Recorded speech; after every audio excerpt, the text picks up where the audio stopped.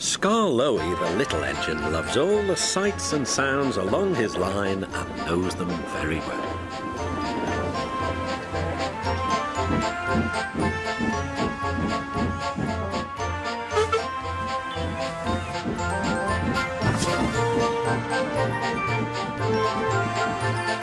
One morning, soon after he returned from being mended, he was enjoying his journey more than ever before.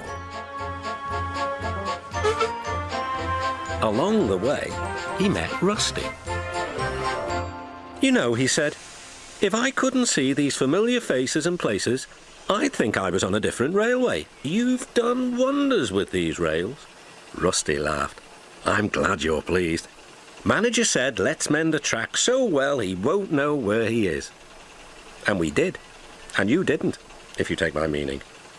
Skarloey liked this hard-working diesel. "There's still one bad bit," warned Rusty. "Just before the first station, an engine might come off there, particularly Duncan. He will rock and roll along the line. Look at him right now. I shouldn't like his passengers hurt." "What about me? I'm a plain-speaking engine and I believe in plain speaking. Speak up." Rusty warned Duncan about the bad bit of line. "Huh," grunted Duncan. "I know my way about. I don't need smelly diesels to tell me what to do." Rusty felt hurt. Duncan banged about the yard. Then he clattered crossly to the station.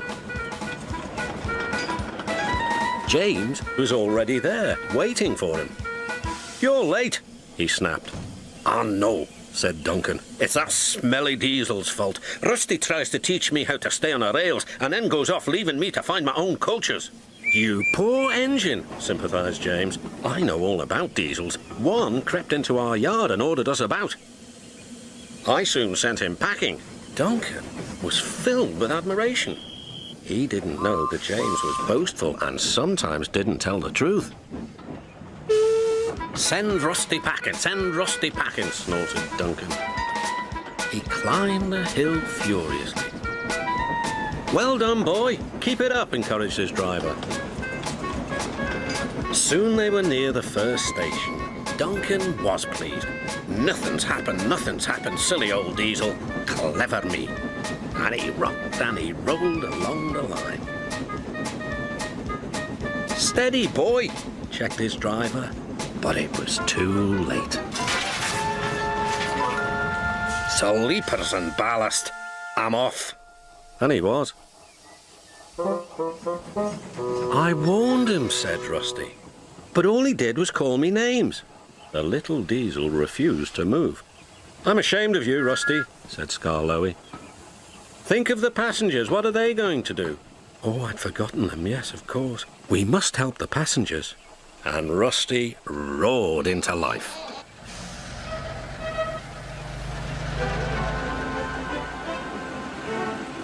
Duncan stood sad and solitary.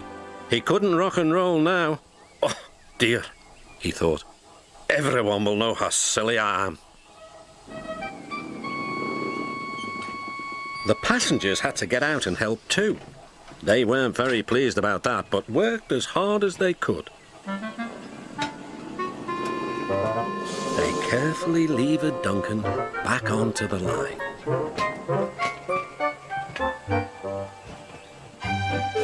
After that, Duncan was extra careful all day.